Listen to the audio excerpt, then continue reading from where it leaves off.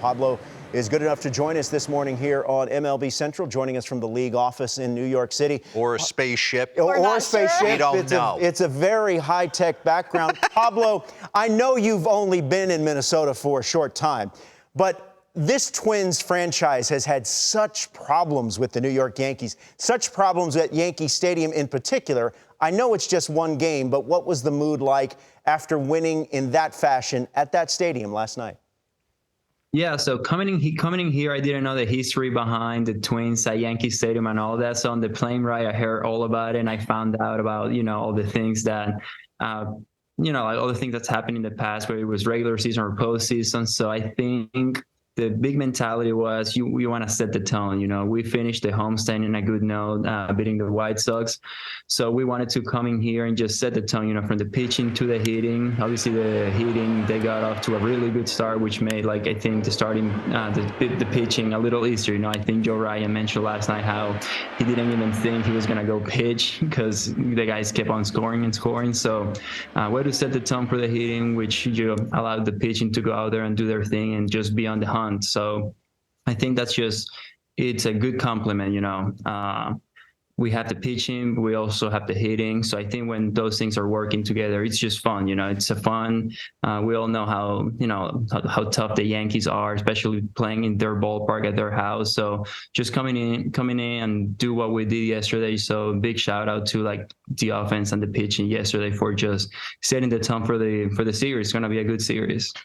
Pablo, I walked into spring training, Twins spring training, and it was 6 a.m., and we were going to interview you. It was us, the grounds crew, and you. What do you do at dawn at the park? You are always the first one, and I'm told by hours. Gosh, I do so much. And one of the things I hate feeling rushed, Me too. If we have to stretch at 2:00, I'm like, I have to start everything at 11. So I do everything on time. If I feel that I'm rushing, I feel like I'm not going to function well. And gosh, I hate that feeling. So I go through everything, my mental prep to then my body prep, mobility, stretching. Then I do my work in the training room before going out. So the way I see it is I want to get ready to throw. I don't want to throw to get ready. So I want to make sure when I pick up a baseball, I'm ready to make sure that every throw counts, make sure that I can get the most out of every throw. Because as pitchers, we only get so many throws a day. So you want to make sure that you take advantage of them. We're not as like hitters. They can, swing the bat a lot. They hit batting practice every day. We can't throw bullpens every day. So play catch is very fundamental. It's a foundation for everything we do on the mound. So I want to be ready for when I pick a baseball. I know I can get my work in. D. Rosen. Wait, you said mental prep. What does that entail? Mental prep is just I want to visualize what my day will look like. Obviously, as a starting pitcher, I get spoiled. I know what my routine could look like because I know I'll pitch every 5 days. So I know what my day one would look like.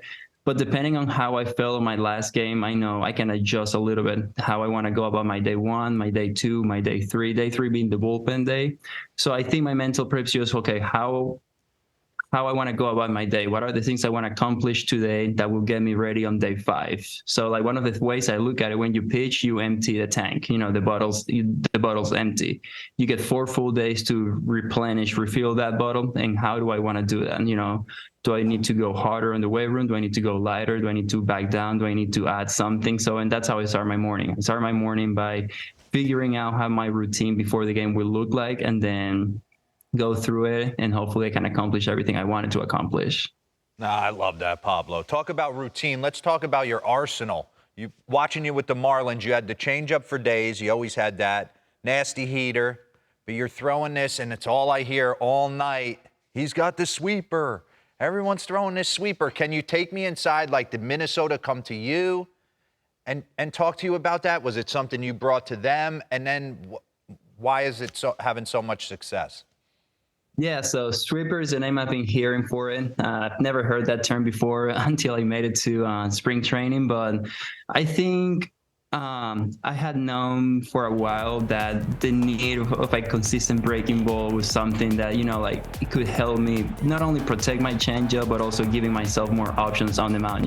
As a starting pitcher, I wanna go deep into the games. If you want to go deep into the games, you need to face the lineup 3-4 times through. So the more weapons, the more options you can give yourself, that's gonna help you out. So I first got the concept at Driveline past off season.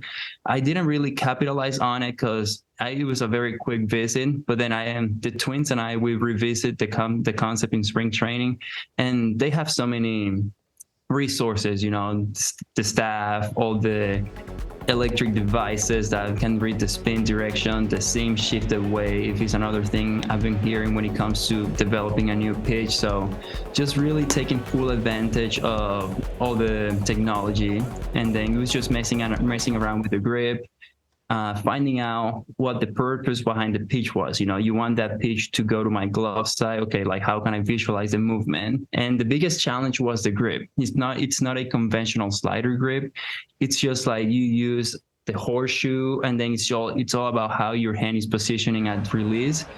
So I think it was just a lot of like constant work and getting the feedback, not only from the pitch development staff, but also from the catcher, because the catcher is the one that's seeing how the ball's coming out of your hand and if it's moving the right way. So it's been working a lot on it, and it's still a process. It's still a brand new pitch. I'm still working on it.